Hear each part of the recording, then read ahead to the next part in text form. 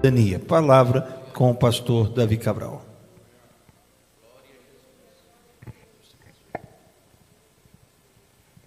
A paz do Senhor, querida igreja. Amém. Pode tomar os seus lugares. É uma alegria poder retornar e rever os irmãos de Resende, este ministério, e meu filho, vosso pastor.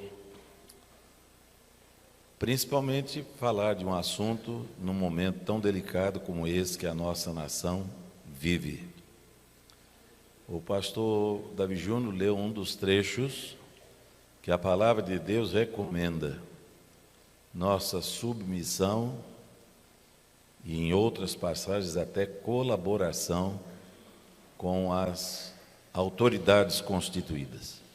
Eu quero avançar neste mesmo assunto, lendo também com vocês, lá na carta de 1 Timóteo, capítulo de número 2, do versículo 1 até o 8. Glória a Deus. 1 Timóteo 2, de 1 a 8.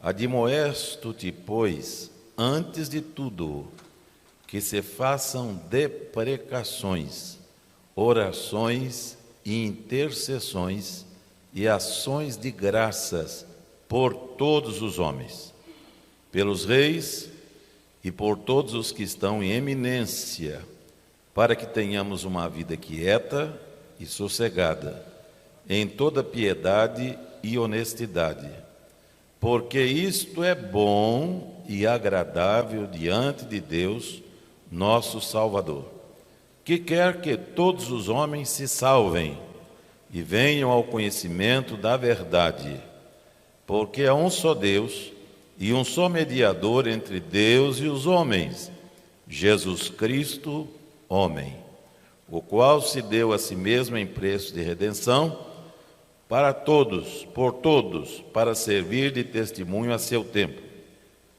Porque, digo a verdade, em Cristo, não minto, fui constituído pregador e apóstolo e doutor dos gentios, na fé e na verdade. Quero, pois, que os homens orem em todo lugar, levantando mãos santas, sem ira e nem contenda, e a igreja diz: amém.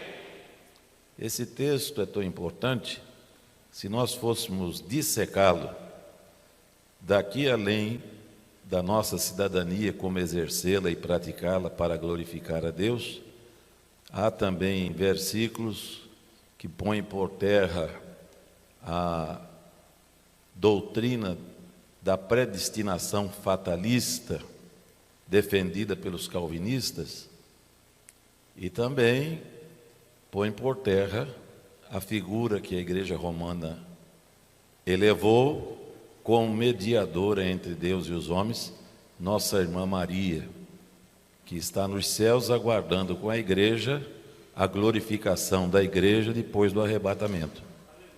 Mas mediador, a Bíblia é muito clara, versículo 5, há um só Deus e um só mediador entre Deus e os homens, Jesus Cristo, homem. E aqui diz que, e Deus quer que todos os homens se salvem. Calvino foi um grande homem de Deus, o segundo grande reformador depois de Lutero, final da Idade Média, transição para a Idade Moderna. Levou milhares, centenas de milhares, só o céu vai nos dar a dimensão do seu trabalho, mas equivocou-se quanto à doutrina da predestinação. Ele estabeleceu nos seus tomos e escritos que alguns já nascem predestinados para a salvação e outros para a condenação. Aceitar isso já gera em nós um questionamento moral, porque nós conhecemos o Deus que nós servimos. Justo é o Senhor em todos os seus caminhos, benigno em todas as suas obras. Então, aceitar isso é difícil para alguém racional. e que conhece o Deus de amor que nós conhecemos.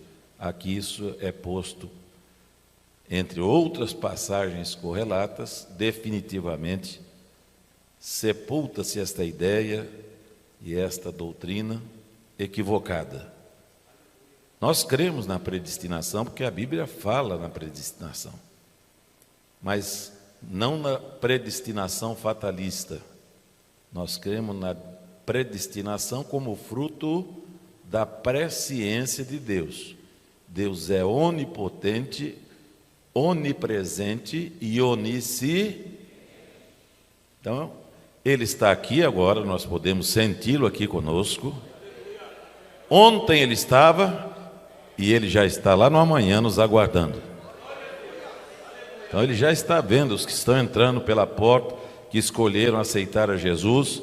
É neste sentido que a Bíblia fala da predestinação, que é teologicamente denominada de predestinação arminiana, porque foi o teólogo armênio quem definiu a predestinação bíblica como a predestinação fruto da presciência de Deus. Mas não é esse o tema.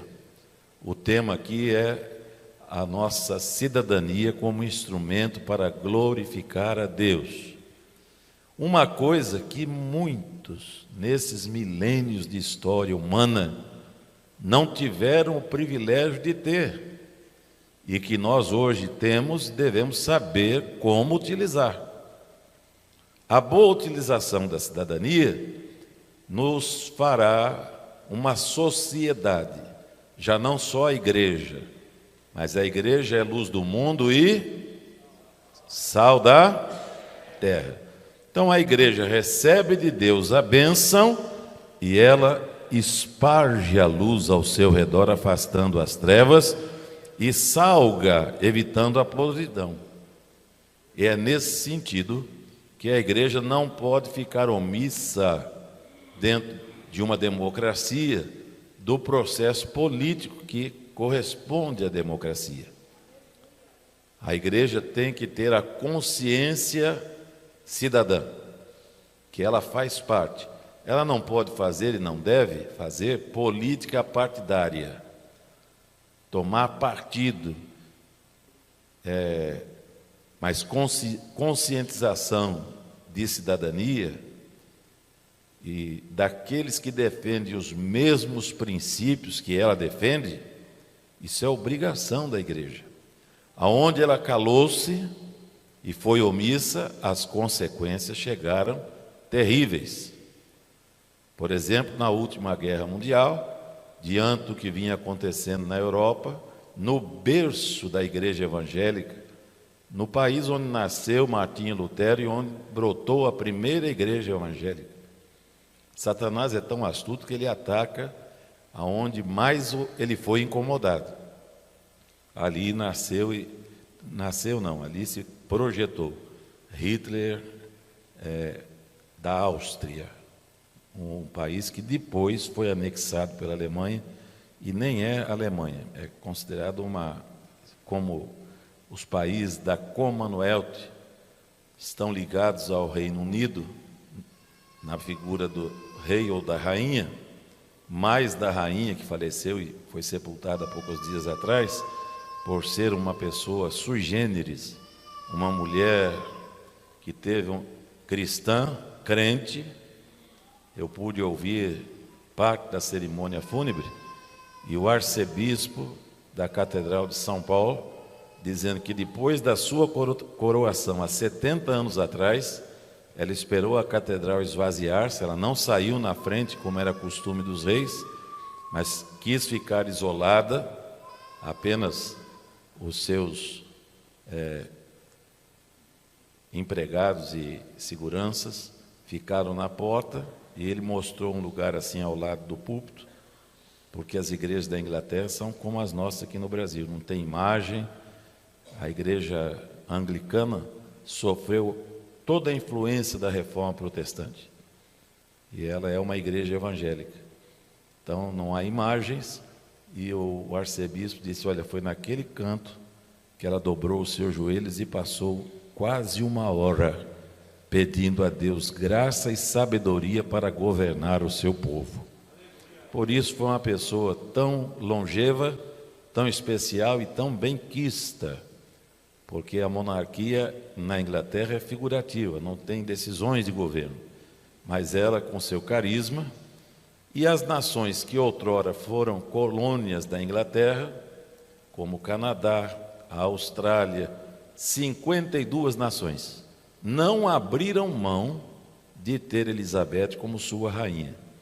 Então deu-se juridicamente o nome a esta comunidade de povos que formavam e ainda formam o Reino Unido, o nome de Commonwealth, que significa a união voluntária de nações sob a influência de um soberano. Não sei se agora, com seu sucessor, isto vai continuar. Ela tinha graça de Deus na vida e nunca foi polêmica, sempre foi uma mulher de conciliação, né? O histórico dela é muito bonito. Mas a Bíblia nos mostra que reconhecer, e quando a Bíblia fala, tanto no texto que o pastor Davi Júnior leu, Romanos 13, e aqui em Timóteo capítulo 2, ela cita reis, porque a realidade do mundo, durante aquele período que Paulo e os demais apóstolos viveram, e por muitos séculos depois, o regime que existia no mundo era um só, era o chamado absolutismo, poder absoluto na mão de um monarca, fosse rei ou imperador. Embora a república já tivesse sido experimentada. O primeiro povo a ter uma república, uma espécie de democracia, foram os romanos, quando 4 séculos antes de Cristo transformaram uma monarquia que os explorava, os afligia, depuseram o rei e constituiu-se um senado e uma assembleia de representantes do povo, que tinham autoridade paralela ao do rei. O rei não podia avançar sem consultar ou ter o aval daquele grupo, até que,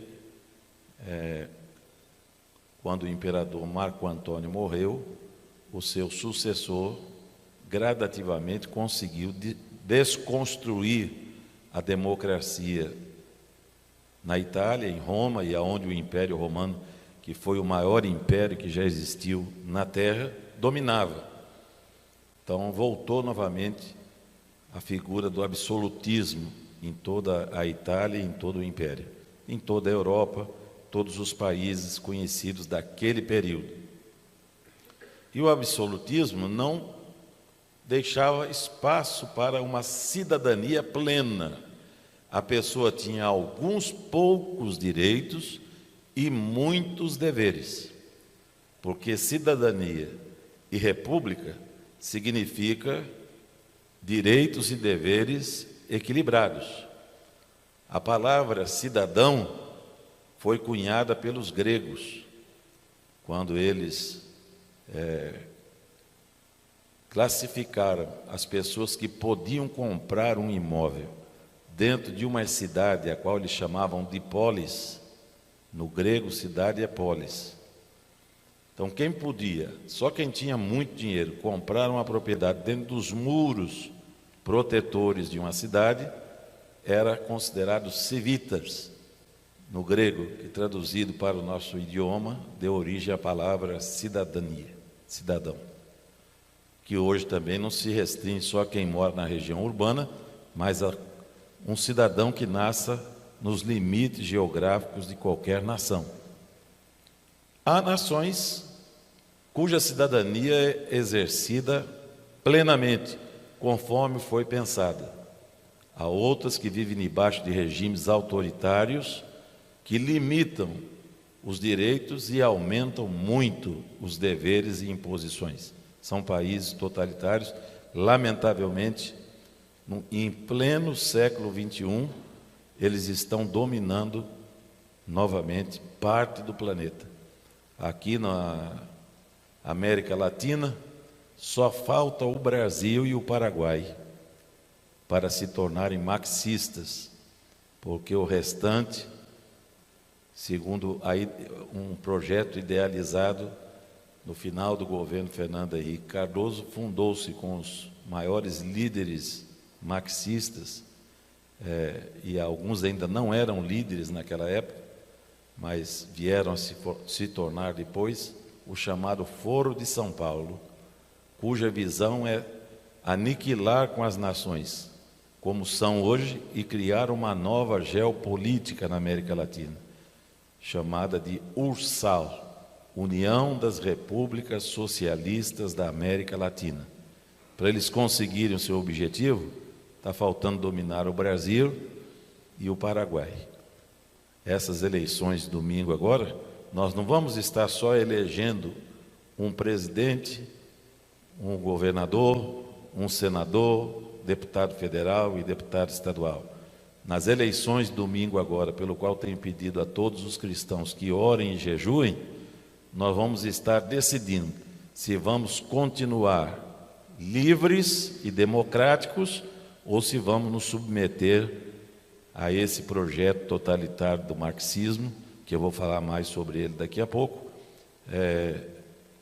elegendo aqueles que defendem esse sistema de governo e os valores que vão na contramão de tudo que a Bíblia ensina. Tanto que eles passaram a chamar a Bíblia de cultura judaico-cristã, arcaica e desatualizada. E eles já avançaram tanto com isso que já fizeram a cabeça até do líder maior da Igreja Romana. O próprio Papa diz que a Bíblia está ultrapassada e tem que ser reescrita. E quando um líder político que vocês conhecem aqui no Brasil saiu da prisão, foi recebido diretamente lá no Vaticano para receber as condolências desse líder que já está trabalhando para unificar as religiões. Já fez várias reuniões para unificar as religiões dentro de pouco tempo. Tudo isso nós vemos como cumprimento da palavra de Deus. Um só governo mundial, uma só religião mundial. A besta, o falso profeta. Estão chegando, está chegando a hora, viu, irmão? Não dá tempo mais de muita coisa, não.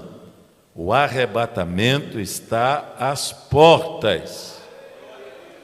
Basta você assistir um noticiário que você vai ver todos os dias. Olha agora, o furacão Ian, que está passando lá na Flórida, e hoje eu ouvi o presidente Biden dizendo: nunca na história dos Estados Unidos nós tivemos um fenômeno com tamanha intensidade. Ao mesmo tempo, no México, 2 dias seguidos de terremoto. Guerra lá no Oriente, que da Ucrânia já afeta o mundo inteiro, e o secretário-geral da ONU já se pronunciou dizendo que, se não for resolvida aquela questão, o ano que vem o mundo passará fome. Embora o Brasil seja potencialmente o celeiro do mundo, mas precisa do fertilizante que é importado daquela região. Nesse momento tem, porque o atual presidente foi lá buscar antes da coisa ficar preta. Chegaram aqui 25 navios de fertilizantes. As colheitas no Brasil, por mais um ano, estão garantidas, mas ninguém sabe até quando. O mundo está apavorado. Eu converso com pessoas de elevado conhecimento intelectual, e eles dizem: pastor, o que é isso? Advogados, médicos. Às vezes eu vou me consultar, acaba eu consultando o médico. Ele começa a me fazer perguntas: pastor, mas o que é isso, essa guerra? E por que está assim e tal, o clima? Por que agora, por que o governo não toma providência para acabar com as queimadas? Eu disse: meu filho, mas é só o Brasil que está pegando fogo? Está pegando fogo na Europa, está pegando fogo nos Estados Unidos, e quem não aceitar Jesus é bom já ir se acostumando com fogo. Se você não gosta de fogo, se arrepende dos seus pecados, aceita Jesus para ter um lugar lá na glória. Mas a gente percebe que o mover satânico na terra vem de milhares de anos. O mesmo homem que falou sobre república, a palavra república vem de 2 palavrinhas do latim. Res, que significa coisa, Por isso que o gado antigamente era chamado de res. Alguns irmãos mais antigos aí sabem disso. Quantas res você tem lá? Quantas vacas? Porque res é coisa. E público é coisa pública, de domínio, compartilhado por todos. A república é, em tese, em teoria, uma nação, um país, onde todos dividem igualmente tudo. Está ali a raiz do comunismo. E já naquela época, mesmo falando isso, o indivíduo propunha uma incoerência satânica. Ao mesmo tempo que ele fala da república, ele dizia que a república tinha que ser constituída somente em 3 categorias e comparava as nações ou uma nação como um corpo humano. A cabeça representava os filósofos, a intelectualidade. Eles deveriam ter privilégios especiais. O tronco representava os sentimentos, sentimento de patriotismo, de devoção ao Estado, e deveria ser composta pelos guerreiros, pelo exército, pela marinha, pelas forças armadas. E o ventre representava o promíscuo, o vulgar. Esse era o povo em geral, que deveria trabalhar para sustentar as outras 2 classes. Já naquela época, ele se levantou e disse: olha, só tem um obstáculo para nós conseguirmos atingir esse objetivo. E um deles chama-se família. Tem que ser posto um fim, tem que se acabar com a influência de pais sobre os filhos. O ser humano deve ser reprodutor biológico e não reprodutor de bens e serviços, porque isso aumenta a desigualdade, e aí os futuros comunistas e marxistas pegaram aquelas ideias de Platão, que pregava que não deveria haver casamento mais, que as pessoas deveriam viver como os animais vivem, em grupos, alcateias, sem compromisso algum um com o outro, ninguém era dono de ninguém, e os filhos nascidos dessas relações promíscuas seriam educados pelo Estado para serem transformados ou em soldados para as Forças Armadas, ou os mais inteligentes estudariam mais 20 anos para serem filósofos. Isso, quando o Império Romano deixou de ser... Olha, o primeiro teste foi feito em Roma. Roma foi uma das cidades mais promíscuas quando implantou a República, por causa das ideias de Platão. Mas quando surgiu novamente a figura do imperador, para dominar com pulso de ferro, ele se autoproclamou, além de imperador, ele também era um dos deuses do panteão grego-romano. Tanto que muitos cristãos foram mortos porque não prestavam o culto que Roma e os italianos tinham que prestar ao imperador. Então, com a introdução novamente do absolutismo na Itália, na Europa como um todo, voltou-se a valorizar a família e a religião. Mas eram 2 obstáculos que aqueles que defendiam a ideia de Platão, tanto que nas faculdades, por isso hoje nós vemos jovens, e a igreja tem que resgatar isso. O pastor Davi Júnior estava conosco na última reunião de Madureira, acredito que tinha mais obreiros de Resende lá também. Quando o pastor, como é o nome dele? Kim San, é o pastor da maior Assembleia de Deus de Nova York, nos Estados Unidos, que veio estar conosco para propor a criação da janela 914, que a igreja brasileira invista nas crianças, evangelize, pegue-as nas ruas, nas comunidades carentes, traga para dentro das igrejas, ensine a palavra de Deus, dê alimento para elas não ficarem nos sinais pegando bala e o narcotraficante pegar e puxar para dentro da comunidade de narcotraficantes, transformá-lo num traficante. Então, a visão, graças a Deus, essa visão já está no meu coração desde o início do meu ministério. Lá em Santa Cruz eu abri um lar para crianças de rua e aqui no Sul Fluminense nós começamos em Volta Redonda a construir escola nos fundos das congregações para dar reforço escolar e alimentação e a palavra de Deus. Eu recebi umas 5 ou 6 cartas de diretoras e professoras me agradecendo, porque depois que as crianças começaram a frequentar o ambiente escolar na igreja, mudaram o seu comportamento na escola, pararam as brigas, os palavrões, crianças deixaram de fumar, de se prostituir, e os pais vieram para a igreja junto com eles, aceitaram a Jesus, e houve uma grande colheita de vidas. E agora a proposta é para que a igreja faça isso em todo o Brasil. Vamos trazer as crianças e atrás delas os outros que precisam conhecer a graça libertadora e transformadora de Cristo. O diabo não gosta de criança, porque a criança, Jesus disse o quê? Deixai vir a mim as criancinhas, porque delas não adquiriu consciência, não tem pecado. O pecado e as consequências vêm quando surge a consciência do certo e do errado. Mas essas ideias de Platão não ficaram lá atrás, 4 séculos antes de Cristo.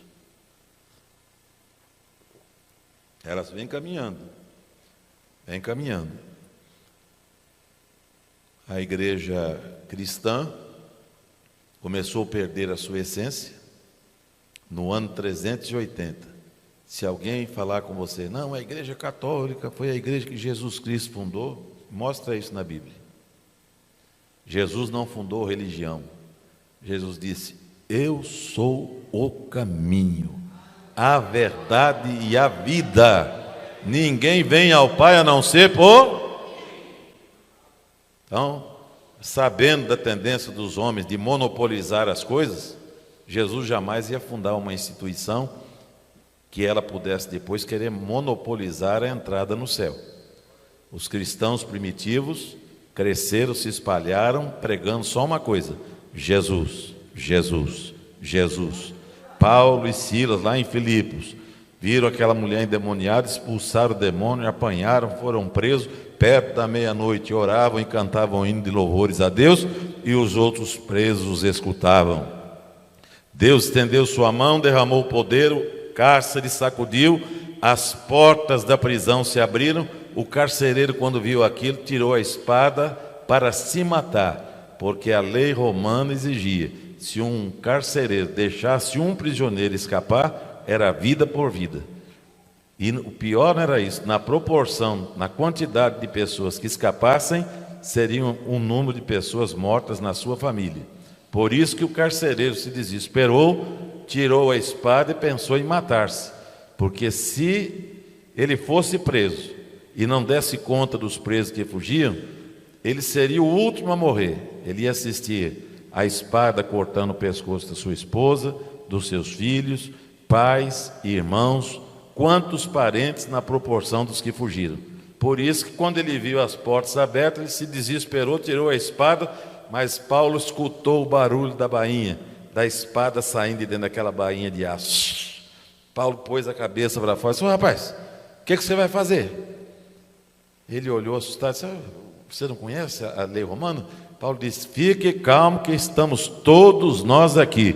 Crente não foge, crente não corre, crente não anda desesperado, crente confia em Deus. Aquele que começou a boa obra vai aperfeiçoá-la até o fim. E aí o carcereiro, tremendo, ajoelhou-se, falou com ele, o que eu devo fazer para ser salvo? Paulo não disse, você tem que ser da igreja apostólica da Judéia, ou da igreja apostólica romana, não. Paulo disse, crê no Senhor Jesus Cristo e será salvo tu e a tua casa. A igreja primitiva pregava Cristo, Cristo, Cristo, Cristo, e ela, com o seu testemunho, morrendo pela fé em Jesus, não prestando culto ao imperador, levada aos estádios, aos grandes coliseus, jogada às feras, aos gladiadores, ela permaneceu fiel. Mas, no ano 313, assume o trono de Roma, o imperador Constantino. Sua mãe havia se convertido, era crente, chamava-se Helena. E, em respeito à religião da sua mãe, ele faz o edito de tolerância. Daquele dia em diante, daquele ano 313 em diante, por um decreto imperial, foi posto um ponto final na perseguição aos cristãos. Não se podia mais prender e nem matar por causa da sua religião os cristãos. E no ano 320, na cidade de Milano, conhecido como Édito de Milão, ele assina a liberdade religiosa para todos os cidadãos do império. Até aí a coisa estava caminhando mais ou menos dentro da normalidade. Cidadania é ter direitos, não só direitos, mas deveres, lógico. Para um Estado subsistir, ter as forças armadas para defender o seu povo de invasões, ainda mais naquela época, né? Pagar os seus impostos, as taxas, para ter o direito à energia elétrica na sua casa, os benefícios que são produzidos para o bem comum. São deveres, mas em contrapartida tem que ter o direito de ir e vir, liberdade de expressão, liberdade de crer ou não crer, cada um decide o que quer. Isso são os valores que compõem hoje o que nós chamamos de cidadania. No passado, como eu já expliquei, era privilégio somente de quem tinha dinheiro e podia comprar uma casa dentro de uma cidade segura, com muralhas e fortificada com guardas. Aí lá dentro iam os civitas ou os cidadãos. Mas depois, com o advento da cultura e de tudo que a evolução cultural do mundo, o direito de cidadania se estendeu para todos os habitantes de um território, de uma determinada nação. Mas no ano 380, o imperador Teodósio, querendo aumentar, porque como o número de cristãos cresceu muito, principalmente depois que parou a perseguição, os cristãos se tornaram uma grande maioria, influenciando a cultura romana. Eles, certamente, com seus conselheiros, chegaram a uma conclusão: para não esvaziar o exército, as legiões que Roma mantinha em todos os limites do seu território, nós temos que puxar os cristãos para vir se alistar, vir fazer parte do império conosco. Só há um jeito de fazer isso: transformar a religião oficial do império numa única religião, o cristianismo. Então, a Igreja Católica Apostólica Romana, ela nasce em 380 depois de Cristo, a data do decreto imperial de Teodósio. Tornava todos os cidadãos do império cristãos. Para alguns, na época, parecia uma coisa boa, principalmente para os líderes. Não pararam para refletir que, com a lei totalmente irracional como esta, estava se agregando ao cristianismo ladrões, prostitutas, pedófilos, toda sorte de pessoa de desvio de conduta se tornou cristão pela força de um decreto. Então, aí começa a apostasia do cristianismo. O cristianismo começou a descer, mas Deus nunca ficou sem testemunhas fiéis, obedientes à sua palavra. Eu vinha no carro conversando isso com meu filho. Os historiadores identificaram grupos independentes de cristãos que fugiam de cidades, iam habitar em montanhas, florestas, eram os chamados quakers, cristãos que não abdicavam da sua fé. Quando entrou a idolatria, quando entrou a penitência, quando entrou tudo que nós conhecemos, que foi agregado das religiões pagãs dentro do cristianismo, teve um grupo de crentes que se espalharam, mas permaneceram fiéis, lembrando daquela palavra de Jesus: ser fiel até a morte e dar-te-ei a coroa da vida. De vez em quando levantava alguém e propunha que o povo se unisse e voltasse ao primeiro amor, que a igreja fosse renovada, mas era duramente penalizada pelas leis papais. O papado só começou no século V depois de Cristo, quando a cidade de Roma foi cercada e os exércitos romanos já estavam fragilizados, porque ninguém mais queria guerrear, queria só pregar, falar o amor de Deus.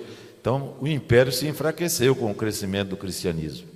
O rei Alarico dos visigodos, inimigos de Roma, que eram chamados de bárbaros, conseguiu romper as barreiras das legiões, sitiar a cidade de Roma, e quando isso acontecia, eles matavam os homens, estupravam as mulheres e saqueavam todas as riquezas, inclusive nos cemitérios, porque era da cultura grego-romana enterrar os mortos com seus objetos mais valiosos.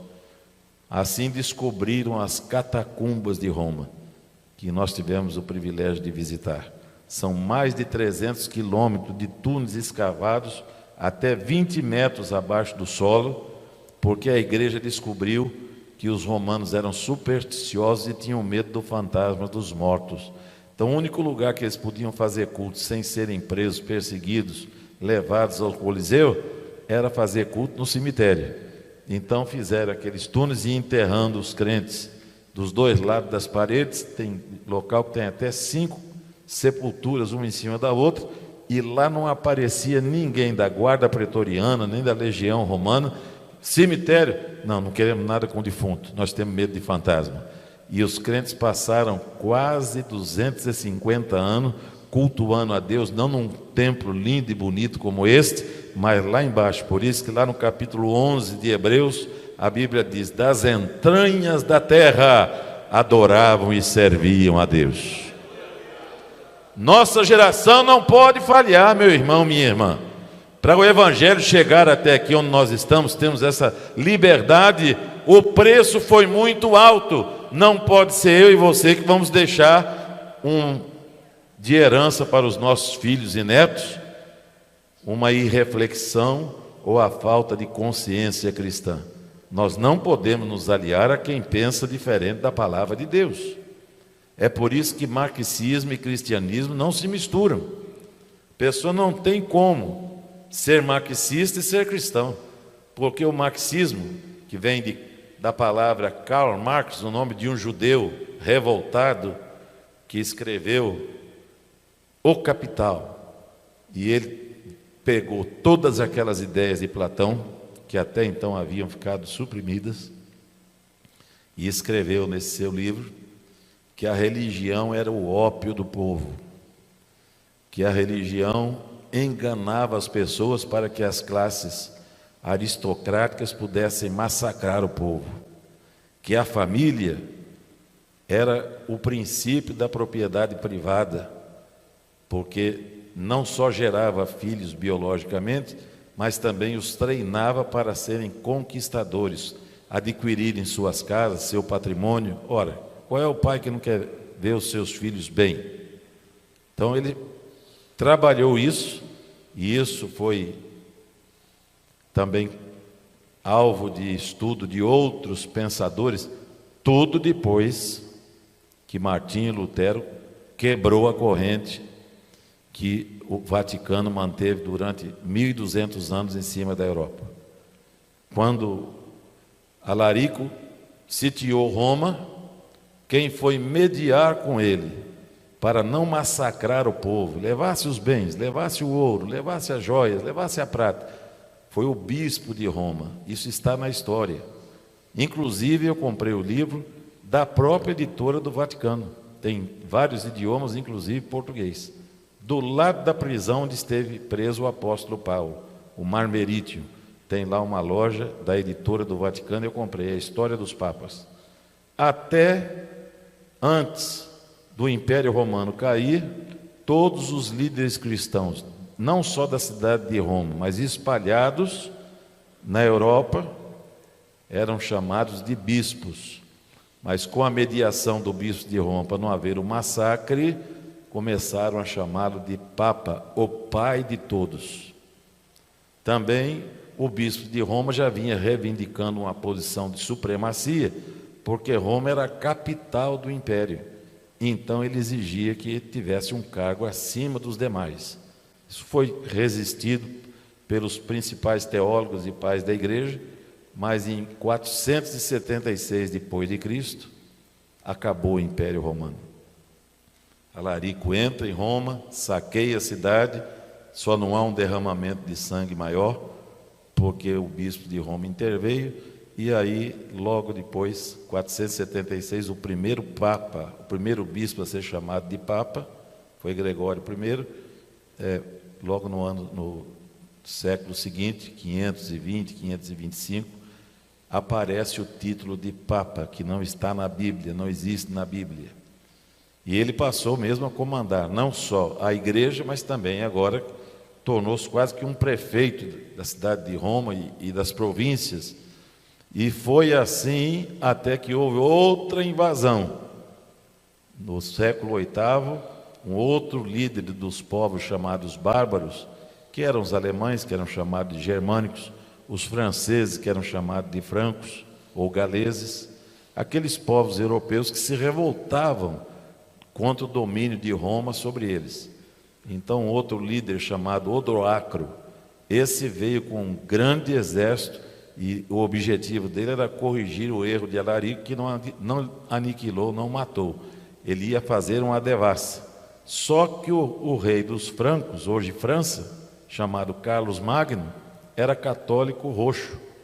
E ele organizou um exército maior ainda, guerrearam, batalharam, o exército de Carlos Magno venceu o de Odoacro, e aí ele vai e entrega ao Papa a chave de toda a Europa e funda o chamado Sacro Império Romano, que dura do século VIII até o século XVI.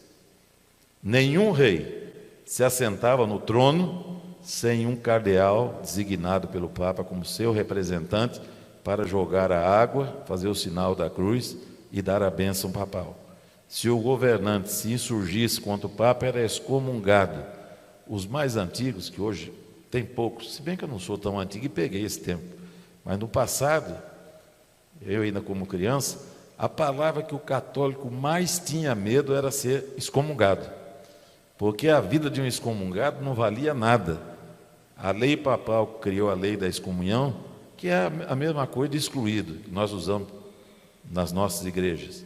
Mas para o catolicismo dominante daquela época, quem fosse excomungado, qualquer pessoa que o matasse estaria prestando um serviço a Deus e à Santa Igreja.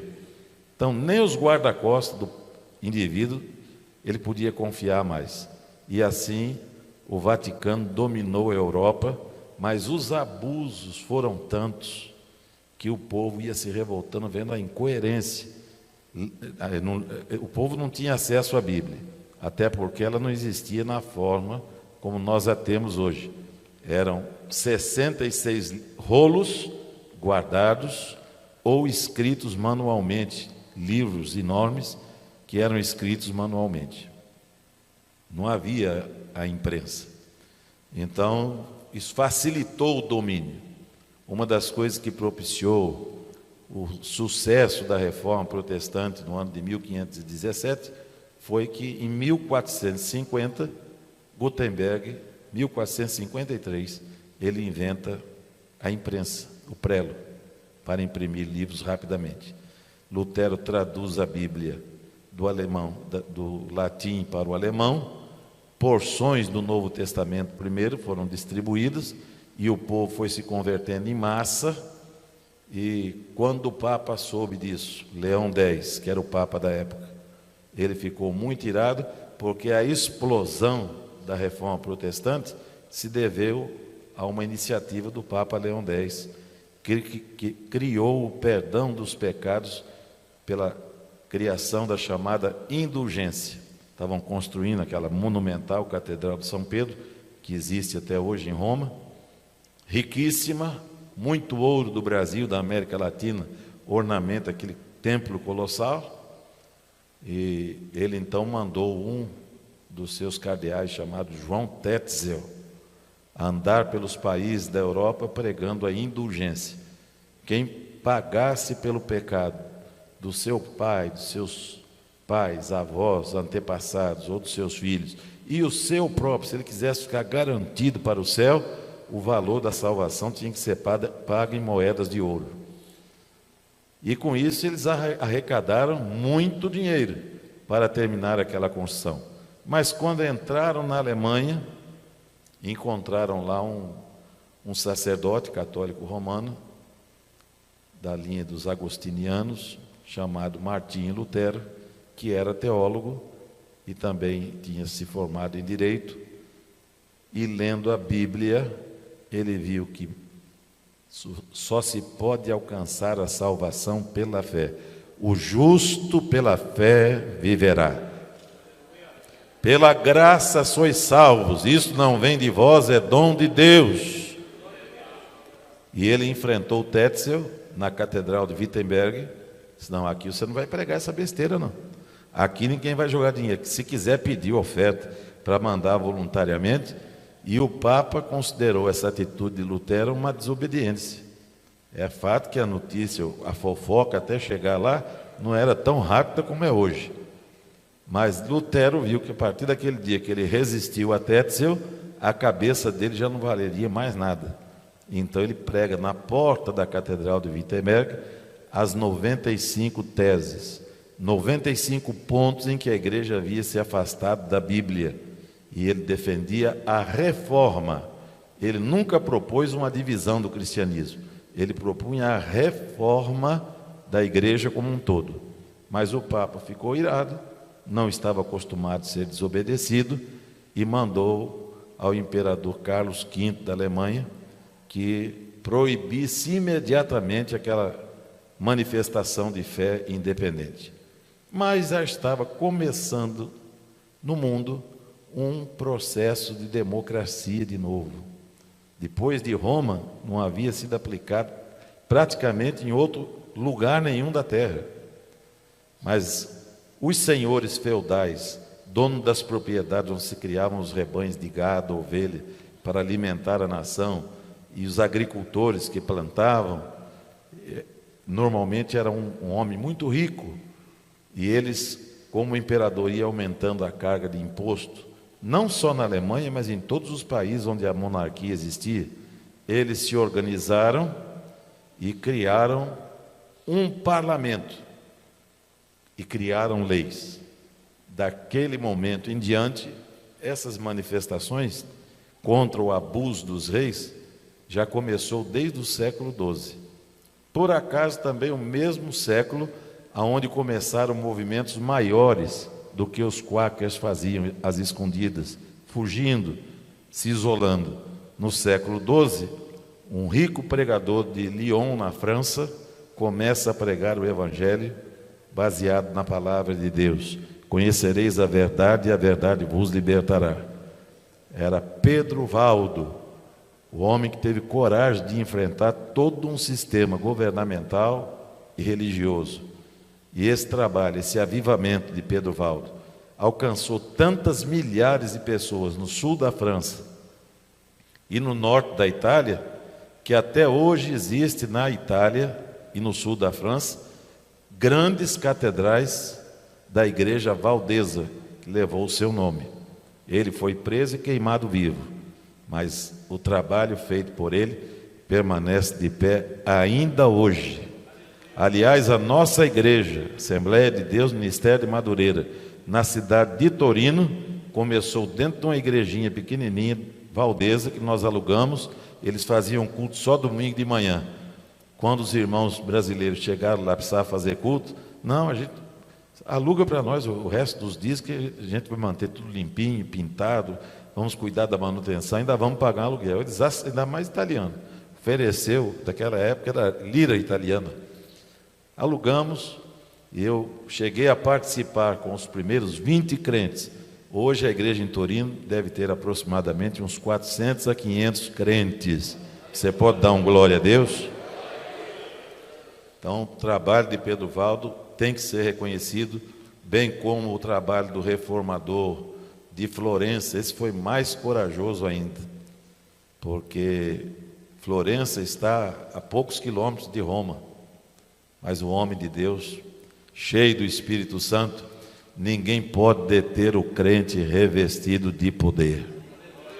Jerônimo Savonarola, o bispo responsável pela cidade de Florença e pelas províncias vizinhas, leu a palavra de Deus, porque eles tinham acesso nos seminários, e a palavra de Deus entrou. Por isso que Hebreus 4:12 diz que esta palavra é viva e eficaz, mais penetrante do que uma espada de 2 gumes, e penetra até a divisão do espírito e da alma, e é apta para discernir as intenções e os pensamentos do coração do homem. Jerônimo Savonarola incendiou, o Papa mandou um exército para prendê-lo e depois condená-lo pela Inquisição, mas o povo de Florença saiu, cercou a cidade, o muro, os portões, o exército não conseguiu passar, voltou a Roma, e o Papa então designou, não, quem ficar na frente vai com ele. E aí houve um grande banho de sangue na cidade de Florença. Conseguiram prender, enforcaram e queimaram numa praça o homem de Deus, Jerônimo Savonarola. E hoje nós temos ali perto do local onde ele foi queimado, um grande templo da Assembleia de Deus, Ministério de Madureira. Quem dirige lá era o Samuel, que foi líder de jovens aqui no Jardim Belmonte. Ninguém pode parar esta obra é de Deus. Jerônimo Savonarola também não pode ser esquecido, bem como João Hus, na Hungria, também foi preso e queimado vivo, e quando as chamas estavam ardendo ao redor dele, ele deu um grito, disse, hoje vocês estão queimando um ganso, porque Hus em húngaro é ganso, mas daqui a 100 anos, Deus vai levantar um grande cisne, e vocês não vão poder detê-lo. 100 anos depois, nascia Martim Lutero. E quando a ordem do Papa chegou lá para o imperador proibir, aqueles cidadãos que já aprovavam ou não o que o imperador mandava como decreto, eles já tinham lido o Novo Testamento traduzido para a língua deles, haviam crido naquele que salva, cura e batiza, e eles se levantaram e disseram, todos unânimes, não, não, não, nós queremos liberdade, nós queremos prosseguir servindo a Cristo, nós não vamos retroagir.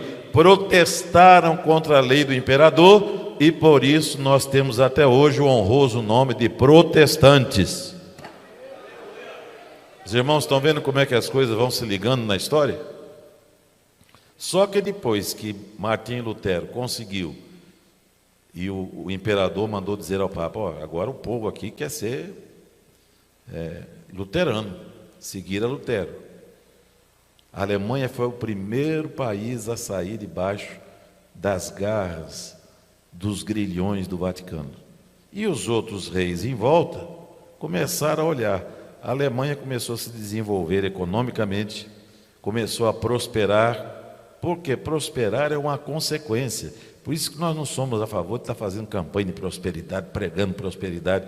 A prosperidade na tua vida e na minha é Cristo em nós, esperança da glória. Buscai primeiramente o reino de Deus e a sua justiça, e todas as outras coisas vos serão acrescentadas.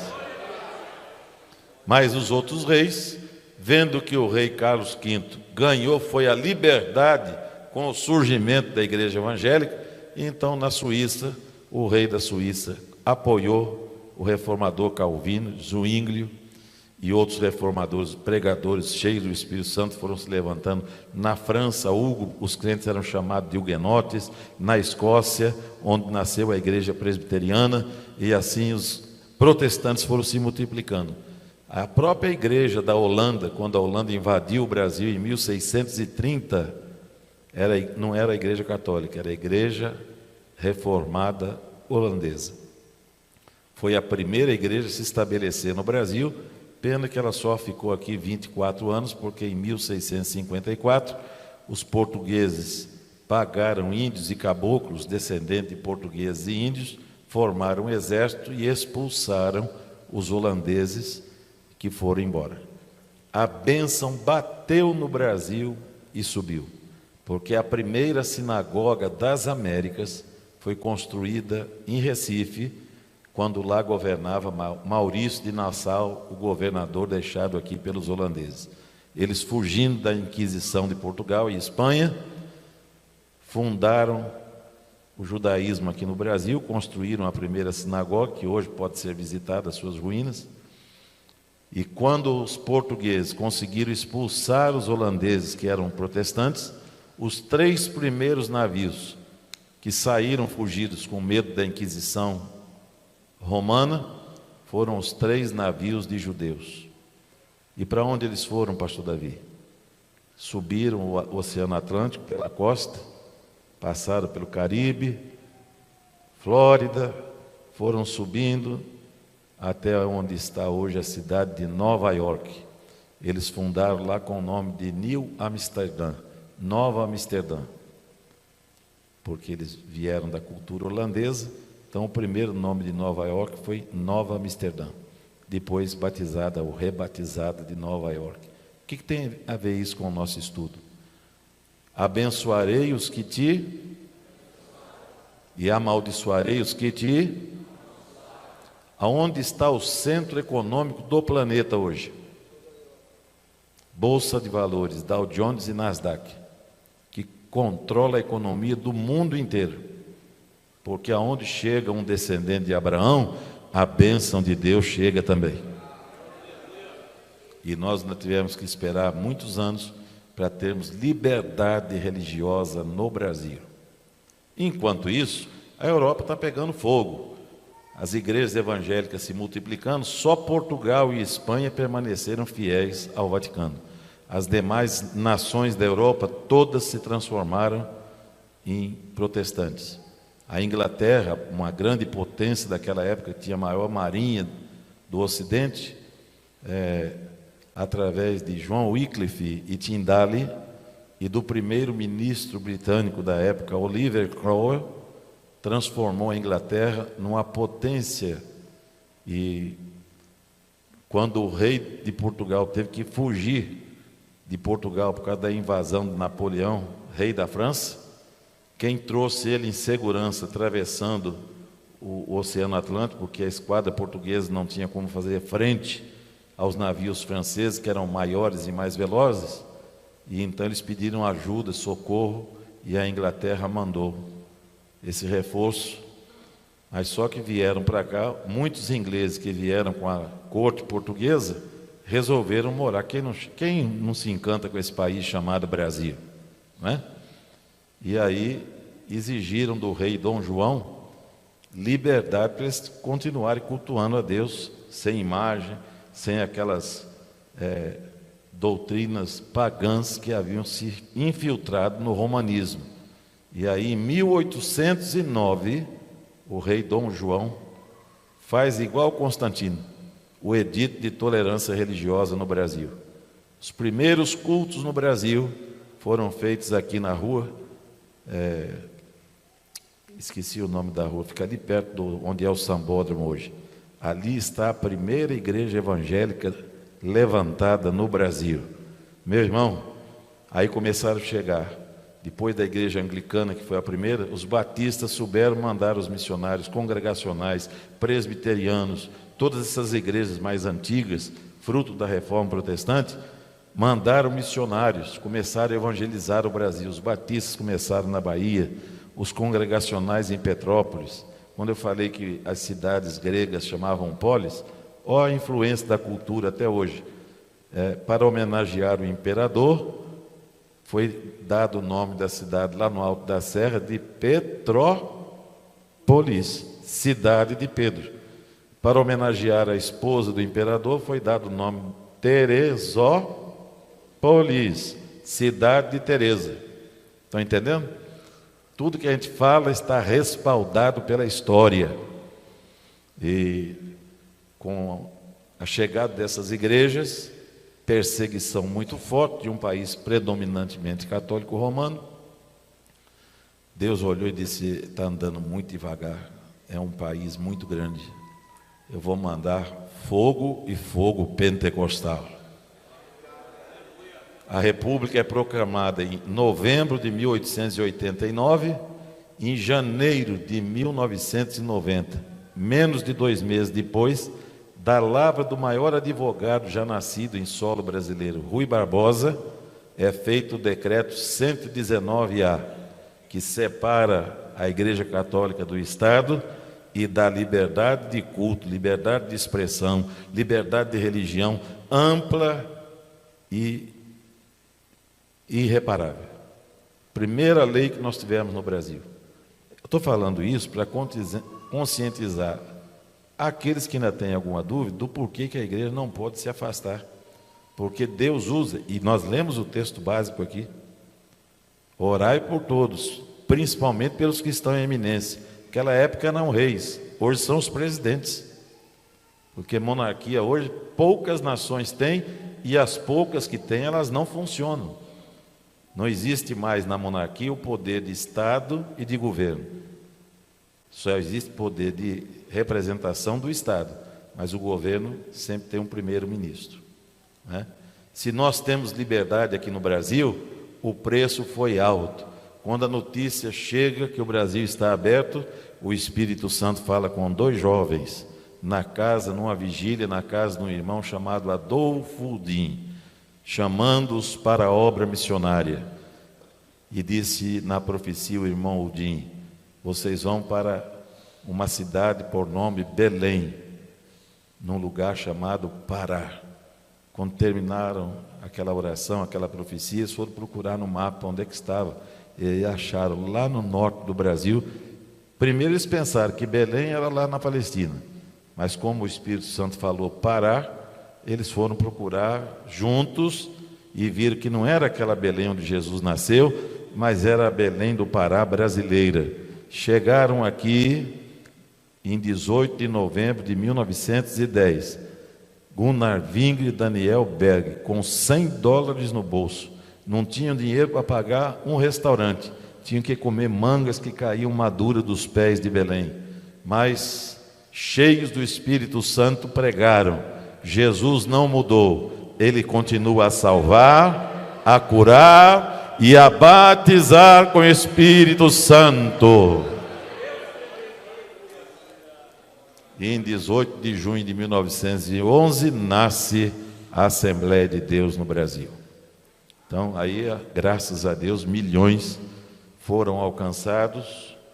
Até um hino que eu gosto muito foi elaborado: Assembleia de Deus no Brasil chegou, pregando a doutrina e também os dons. A porta que abriu nunca mais fechou, e Deus multiplicou o seu rebanho. Ah, vocês conhecem? Vamos cantar então mais forte? Eu vou tirar um tom um pouquinho mais alto. Assembleia de Deus no Brasil chegou, pregando a doutrina e também os dons. A porta que abriu nunca mais fechou, e Deus multiplicou o seu rebanho. Levante a sua mão e diga: eu sou uma ovelha deste rebanho. Aleluia! Glória seja dada ao nome do Senhor. Hoje nós somos, segundo o pastor Namsun Kim, lembrei agora. Ele falou na reunião em Madureira, ele faz parte da diretiva mundial das Assembleias de Deus. Hoje são considerados 73 milhões de assembleianos no planeta. Ainda é pouco. Comparado com os quase 8 bilhões de habitantes, tem muito serviço para nós fazer, muita alma para ganhar. Mas graças a Deus já somos 73 milhões que conhecem o poder de Deus e creem na autoridade do nome de Jesus. Agora, precisamos fazer a obra de Deus, e para fazer a obra de Deus ganhar alma, precisamos ter liberdade. E aí Satanás levanta lá na Rússia esse homem chamado Karl Marx, materialista, ateu, revoltado talvez com a rigidez dos fundamentos judaicos que ele foi criado, Ele disse que a religião era o ópio, era a droga que entorpecia o povo, enquanto o povo era explorado.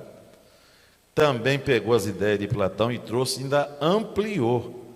Disse: a família é inimiga do Estado.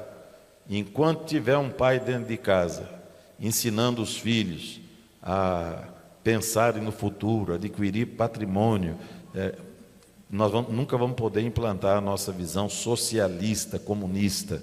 Então a família tem que ser destruída. Ao lado dele se levanta um outro filósofo chamado Engel, e ele dizia: mas se for fazer isso daqui para frente, vai demorar muitos anos. Então temos que bagunçar a sociedade, promiscuir a sociedade, para que a família seja destruída o mais rapidamente possível. Essas ideias encontraram apoio de Lenin, que em 1917 promove na Rússia a Revolução Bolchevista. Bolchevista em russo significa Partido dos Trabalhadores. Precisa falar mais alguma coisa? Foram 70 anos de sofrimento. Eu estive lá em 1996, o comunismo tinha acabado em 1995. O povo só tinha repolho para comer. Nosso café da manhã no hotel que ficamos, todo vazio, muita gente já tinha conseguido fugir, e a cidade um caos, os ônibus, trens da década de 30 e 40, tudo sucateado por causa da sede de poder de poucos dominando muitos. Então, se tem alguém que conhece isso de perto, fui eu que fui lá e vi com os meus olhos o sofrimento da igreja. Mesmo assim, com toda a perseguição, havia uma igreja que se reunia num cinema uma vez por semana. Pagava não sei quantos dólares para fazer o culto, de 8 da manhã até 1h da tarde. Só que 1h da tarde eles apagavam o cinema. Os crentes, a maioria idosos, levavam lanterna, naquela época não tinha celular, né? Saíam, eles cultuavam até 1h certinho. Mas quando dava 1h, os comunistas que ainda estavam ideologicamente com o cérebro lavado, passaram por uma lavagem cerebral, eles desligavam os disjuntores, ficava tudo escuro, os crentes saíam iluminando os corredores com lanterna. Mas aí a igreja adquiriu um terreno e o Ministério de Madureira, através do bispo Manuel Ferreira, mobilizou-se e construímos primeiro compramos um prédio de 3 andares, que eu participei da inauguração. O primeiro andar seria o salão de cultos. Um templo menor do que este, mas para o padrão da Rússia, foi um grande espaço conquistado. E o choro, as lágrimas daqueles irmãos. E levantou-se um velhinho chamado Filipov, e o bispo Manuel Ferreira disse: mostra para eles, bispo Filipe, o que fizeram com o senhor? 25 anos em prisões comunistas. Ele tirou a gravata, desabotoou a camisa, pensa num corpo todo dilacerado, com marcas de chicote, marcas de ferro quente, 25 anos, 3 vezes considerado morto. Só que ele dizia: eu estou debaixo de promessa. Na noite que eu fui preso, Deus usou uma irmã dizendo: você não vai morrer antes de ver eu enviar o pão do céu de volta para esse país. Quem está debaixo de promessa não morre. Com lágrima nos olhos, ele disse: agora eu posso dizer igual ao Simeão: Senhor, despede o teu servo em paz. Nós estivemos lá em outubro, em dezembro chegou a notícia aqui. Ele está terminando de construir um templo na Sibéria, um templo grande, e ele chegava de manhã, 7 horas, dobrava o joelho e orava até às 8, depois ficava servindo café, água para os pedreiros, os construtores. Num dia de dezembro, que eu não me lembro qual foi, mas dezembro de 96, ele chegou, dobrou os joelhos, deu 8 horas, ele continuou ajoelhado, deu 8h30. Aí os irmãos começaram a ficar preocupados: o bispo Filipov não levanta. Aí, quando deu 9 horas, alguém chegou perto dele, e aqui estava só o tabernáculo, seu espírito já havia voado.